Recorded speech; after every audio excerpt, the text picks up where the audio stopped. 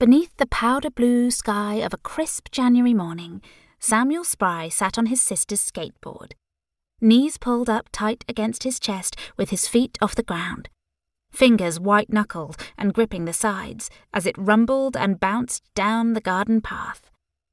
He was now moving at quite a speed. In fact, dangerously faster than he'd intended. "Woohoo!" he shouted with nervous glee. The garden was long and sloping, with a central lawn and a small ornamental pond to one side.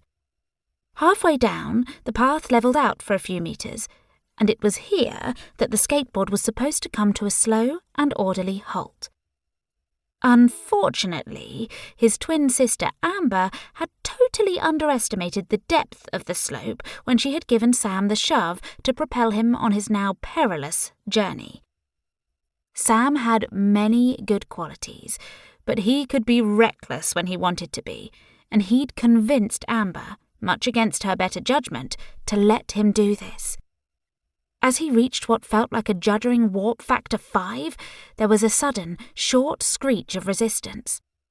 It is quite surprising what effect a tiny piece of gravel can have on a small resin wheel. "Uh-oh!" Sam's confidence skittered away like a startled mouse. With a sudden jerk, the skateboard skewed to the left and stopped. Momentum defeated gravity, and Sam was lifted into the air, his bottom batted upwards by the board, which then tumbled into the shrubbery, as if to hide in shame. "Whoa!" Sam yelled, legs kicking and arms cartwheeling, as if he was trying to ride an invisible bicycle and juggle at the same time.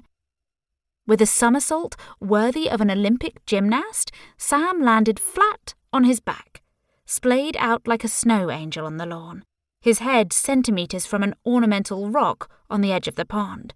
"Sam!" Amber shrieked with fear, her legs pumping frantically as she ran down the path after him. Thankfully, his dad's ancient motorcycle helmet, stuffed with old pieces of yellowing foam, saved him from any serious injury. Although, when his helmeted head hit the ground with a percussive bounce, the breath was knocked out of him, and he momentarily blacked out. In Sam's case, blacked out had been a basic description of his world for the past 6 years. He'd been totally blind since just after his 6th birthday, when a life-threatening attack of bacterial meningitis had stripped away his sight. Sam later found out that while he was in intensive care, 2 other children admitted with the same illness had sadly not survived their ordeal. Fate might have chosen darkness to be Sam's companion, but he now counted himself fortunate. At first he couldn't comprehend, in comparison, how lucky he'd been. The loss of his eyesight and the emotional devastation that had followed pushed all sympathy for anyone else from his mind. For a while. Now, he understood the heartbreak and distress the parents of the other 2 children would carry with them for the rest of their lives, and he was intensely grateful that his own mum and dad were not the ones to pay that awful, ultimate price. Their undying love for him and their unwavering devotion had helped to guide him through his despair. His sister Amber had also played no small part in his recovery, and he had learnt to manage his fears and become a better person because of them all. Sam, are you okay?" Amber's voice, full of alarm, filtered through the crash helmet and into his senses. Sam's eyes opened lazily.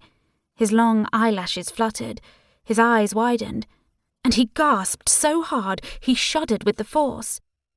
Amber's voice came again, this time with even more urgency.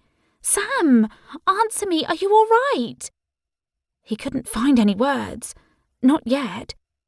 They were stuck somewhere between his brain and his tongue. Something wonderful had just happened. He could see again. Well, sort of. The black velvet shroud over his sight was gone. In its place was a bright, swirling myriad of colour. Excitement rushed through him, tingling in his chest.